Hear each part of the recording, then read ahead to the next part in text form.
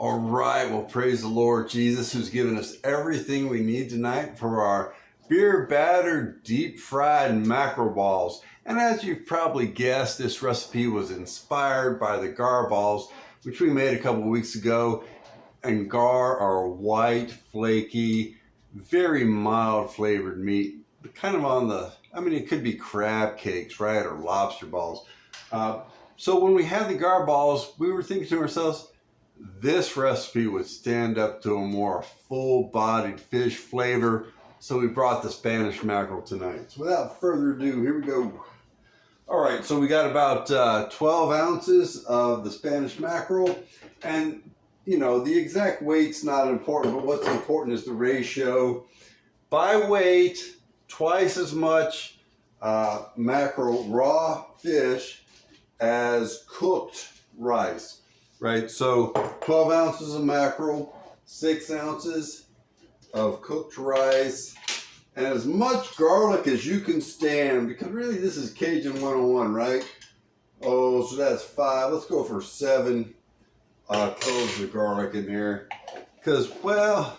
Shout Jesus from the mountains, and Jesus in the streets, Jesus in the darkness over every enemy, Jesus for my family, I speak the holy name. Can you ever really use too much garlic in a Cajun dish?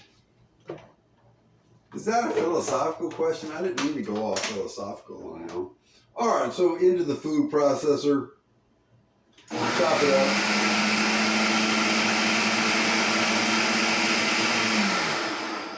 So what we're going for is about, you know, the fish pieces that get ground up. We're going for between 1/8 and 1/4 of an inch. And the rice needs to be a little smaller than that. So, you know, you kind of have to check it.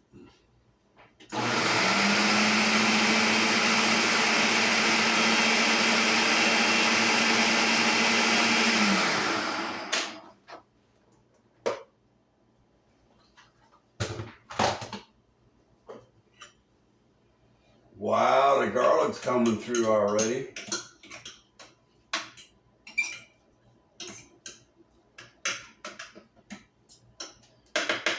I'm thinking about 10 more seconds in the food processor and then it'll be ready.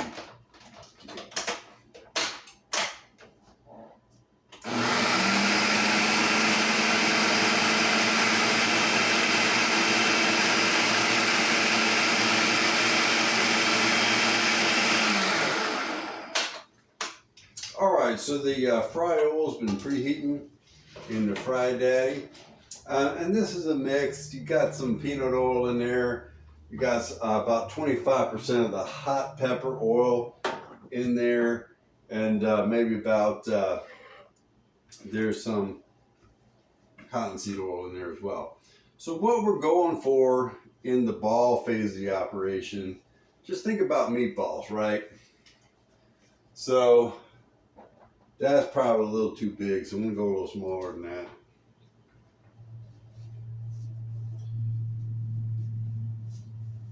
Better to err on the size of too small rather than too big when you're getting your mackerel balls. Because the beer batter is going to cook quick. It's going to get to that golden brown that's just right, kind of fast. And you don't want your fish in the middle undercooked. All right, we'll touch those up before we put them in the beer batter, but that's the basic shape we're going for. All right, let's talk about the beer batter. So the beer batter, we start with 1 cup all-purpose flour, 2 tablespoons cornstarch, and 1/2 teaspoon of the baking powder. And you can use whatever kind of beer you like. We happen to have some Corona around. A light beer is okay, but I mean, if you happen to have some, I don't know, some dark German beer, roll with it, man.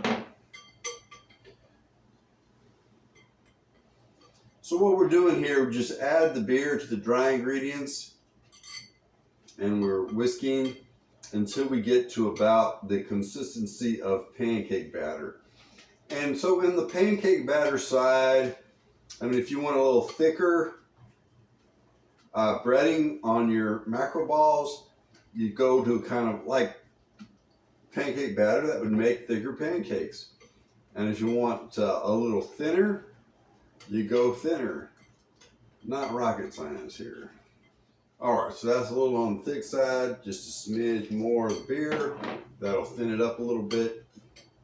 And then if you go too thin, you just add a couple tablespoons of flour back into it, and you'll be fine. All right, time is 5:42. With this size of mackerel ball, I'm thinking about 3 minutes.